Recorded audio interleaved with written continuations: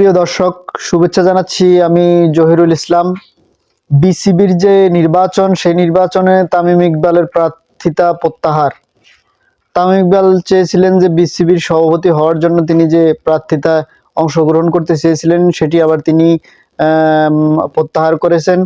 তিনি অভিযোগ করেছেন বিসিবির নির্বাচন প্রক্রিয়ার উপর গভীর অনাস্থা প্রকাশ।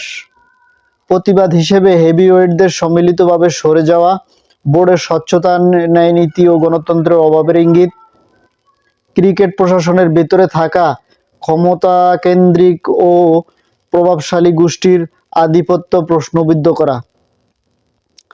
প্রিয় দর্শক, তামিম ইকবাল বেশ কয়েকটি প্রশ্নবিদ্ধ আচরণ নিয়ে তিনি কিন্তু প্রার্থিতা প্রত্যাহার করেছেন। বিসিবির যে সাবেক নিয়ম কানুন ছিল, যে দলীয়করণ এবং ফিক্সিংয়ের মতো যেটি তারা সিলেক্ট করে রাজনৈতিকভাবে বিতর্কতভাবে তারা প্রার্থী যাচাই বাছাই করে তাদেরকে সভাপতি হিসেবে নির্বাচিত করে, এবারও সেটি তামিম ইকবাল মনে করতে পেরে তিনি কিন্তু প্রার্থিতা প্রত্যাহার করেছেন।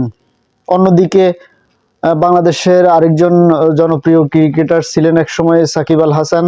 সাকিব আল হাসানকে নিয়ে বেশ কয়েকদিন ধরে ব্যাপক বিতর্ক চলছে এবং সামাজিক যোগাযোগ মাধ্যমে বিষয়টি বেশ তোড়জোড়ভাবে গরম হয়ে গেছে। প্রিয় দর্শক, বাংলাদেশের যে উপদেষ্টা আসিফ মাহমুদ, তিনি ও ক্রিকেটার সাকিব আল হাসান ফেসবুক স্ট্যাটাসের মধ্যে একটি প্রকাশ্য দ্বন্দ্ব লক্ষ্য করা গেছে।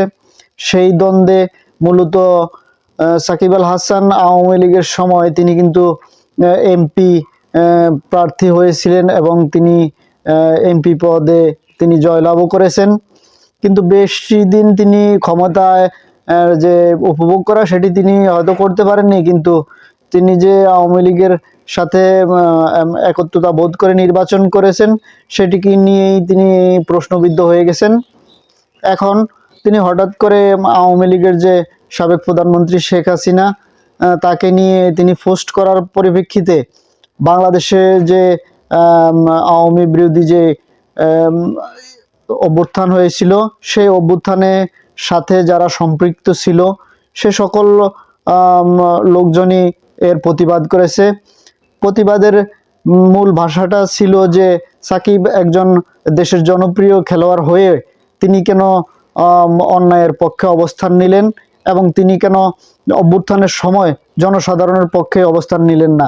প্রিয় দর্শক, উপদেষ্টা আসিফ মাহমুদ সেটি একদম স্পষ্ট করে বলেছেন তিনি বাংলাদেশের হয়ে যে ক্রিকেট খেলা সেটি জাতীয়ভাবে তিনি খেলতে পারবেন কিনা সেটি পুরোপুরি অনিশ্চিত। মনে হয় তিনি আর বাংলাদেশের জাতীয় ক্রিকেট টিমে তিনি খেলতে পারবেন না। তবে তিনি রাজনৈতিকভাবে তিনি প্রশ্নবিদ্ধ হওয়ার কারণেই তাকে আসিফ মাহমুদ এমন মন্তব্য করেছেন। আসিফ মাহমুদের স্ট্যাটাসের পরিপ্রেক্ষিতে সাকিব আল হাসানও বিতর্কিত স্ট্যাটাস দিয়েছে, সেটি নিয়ে রাজনৈতিকভাবে বিভিন্ন আলোচনা সমালোচনা হচ্ছে। প্রিয় দর্শক, গুরুত্বপূর্ণ সামনে আরও অনেক খবর বিশ্লেষণ আসবে, সেজন্য চ্যানেলটি সাবস্ক্রাইব করে রাখুন এবং কমেন্টে আপনাদের মতামত জানান। ধন্যবাদ। আল্লাহ হাফেজ।